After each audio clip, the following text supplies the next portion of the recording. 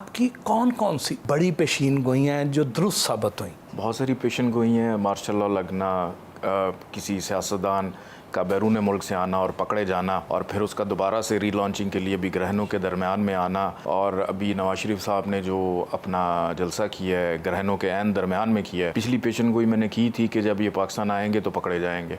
हुआ ये कि वापस आए, पकड़े गए। फिर खान साहब के हवाले से कहा था कि जिस वक्त इन्होंने अपना ओथ उठाया था वो इतना ख़राब टाइम था कि हासिदीन की झोली में बैठ के इन्होंने ओथ उठाया हुआ था। इनकी असम्बलियाँ जो हैं वो तहलील होंगी, ये चले जाएंगे, कोई और आ जाएगा। तो वही हुआ, खान साहब ज़ेर आताब हैं, पकड़े गए हैं। तो इसी तरह की बहुत सारी ऐसी प्रेडिक्शंस हैं। तो बुशरा बीबी तो इतना इल्म रखती थी, उन्होंने फिर वो वक्त क्यों चुना? क्यों उस वक्त उन्होंने ये गलती कर डाली थी? बुशरा बीबी साहिबा जो इल्म रखती हैं, उनका इल्म, उनका नॉलेज, उनकी ज़ात तक जो लोग कहते हैं कि इल्म रखती हैं, लेकिन इंसान है, इंसान से गलतियां और खामियां हो जाती हैं। क्या चेयरमैन तहरीक इंसाफ का और बुशरा बीबी का रिश्ता बरकरार रहेगा या खुदा ना खास्ता कोई अलहदगी के भी खदशात हैं? इनका जिस वक्त निकाह हुआ था, इनकी डेट मेरे सामने आई थी तो मैंने इनका जायचा, और बड़े लोग कहते थे कि ख़राब टाइम में हुआ है, बुशरा बीबी छोड़ के चली जाएंगी। लेकिन मैं तब भी ये कहता था कि ऐसा नहीं होगा, कि मुश्किल वक्त में ये साथ खड़ी रहेंगी, साथ देंगी, साथ निभाएंगी। और अभी ऐसी कोई मुमकिनात में चीज़ें नज़र नहीं आ रही कि वो इनको छोड़ के चली जाएँ या इनकी अलहदगी हो जाए। अगर चेयरमैन तहरीक इंसाफ नाअहल हो जाते हैं तो उनके बाद पार्टी की बागदौड़ कौन संभालता नज़र आता है? और अगर तहरीक इंसाफ के चेयरमैन को कुछ होता है या नाअहल हो जाते हैं तो शाह महमूद कुरैशी साहब को मैं फ्रंट पे देख रहा हूँ। फिर उसके बाद बुशरा बीबी का भी कुछ हद तक इसमें किरदार रहेगा, और पार्टी के वो लोग जो इनके साथ रह गए हैं, अभी कुछ नए नाम भी शायद तहरीक इंसाफ में शामिल हों, तो वो भी फ्रंट लाइन पे आते हुए नज़र आ रहे हैं।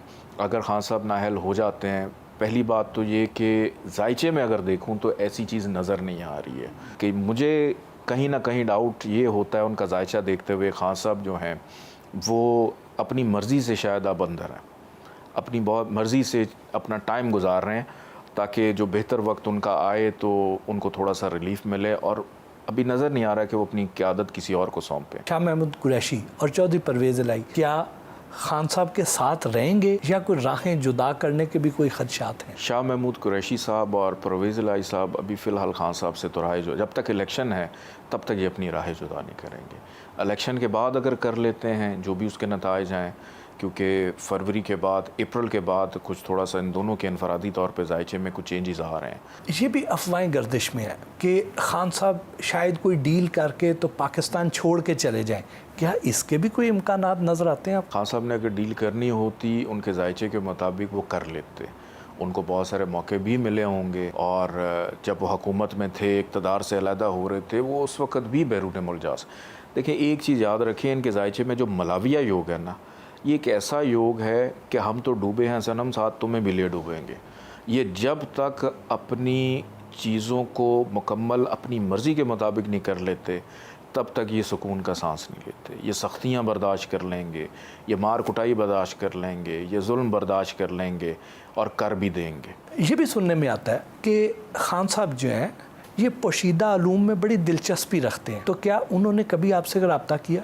खान साहब पोशीदा उलूम में गुज़िश्ता चंद सालों से उनकी बड़ी दिलचस्पी पैदा हो गई कि जब से वो सियासत में आए, उन्होंने हॉस्पिटल्स वगैरह पे, यूनिवर्सिटी, तो और फिर बुशरा बीबी के आने के बाद और ज़्यादा उनकी दिलचस्पी जो है वो बढ़ गई। और बहुत सारे इनडायरेक्टली, मैं कह सकता हूँ कि इनडायरेक्टली कुछ राब्ते होते हैं, सिर्फ खान साहब के नहीं, तमाम सियासी पार्टीज़ के होते हैं, कि इनडायरेक्टली पूछने के लिए कब कौन सा वक्त बेहतर है, कब इलेक्शन होने चाहिए, कब बुनियाद रखनी चाहिए, कब इब्तदा करनी चाहिए, कब होना चाहिए। सवाए नून लीग के ऑलमोस्ट सारी पार्टीज़ जो हैं वो इनडायरेक्टली किसी न किसी तरीके से पूछते रहते हैं।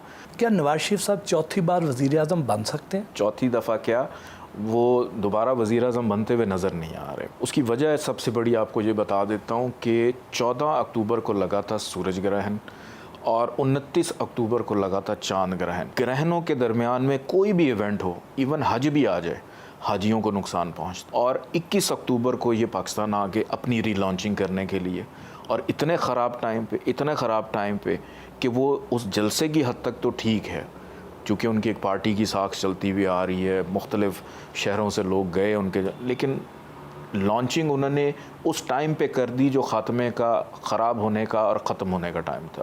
کیا نون لیگ پنجاب میں اپنی حکومت بنا پائے گی؟ پنجاب میں نون لیگ اپنی حکومت بالکل بناتی ہوئی کچھ حد تک نظر آ رہی ہے، لیکن ان کا سب سے بڑا جو کمپیٹیٹر ہے وہ تحریک انصاف ہے، کہ اگر الیکشن 8 فروری کو فری اینڈ فیئر ہوتے ہیں تو پھر تو نون لیگ کی حکومت بننا بہت مشکل ہے پنجاب میں، لیکن اگر یہ فری اینڈ فیئر کا جملہ آپ نکال دیں تو پھر نون لیگ کو آپ دیکھیں انجوائے کریں گے 5 سال۔ شہباز شریف کے ستارے کیا کہتے ہیں؟ میں اپنی پریڈکشن کو اس انداز میں لوں گا کہ جب تک نواز شریف صاحب پاکستان میں موجود ہیں تو شہباز شریف صاحب کا وزیر اعظم بننا مشکل ہے۔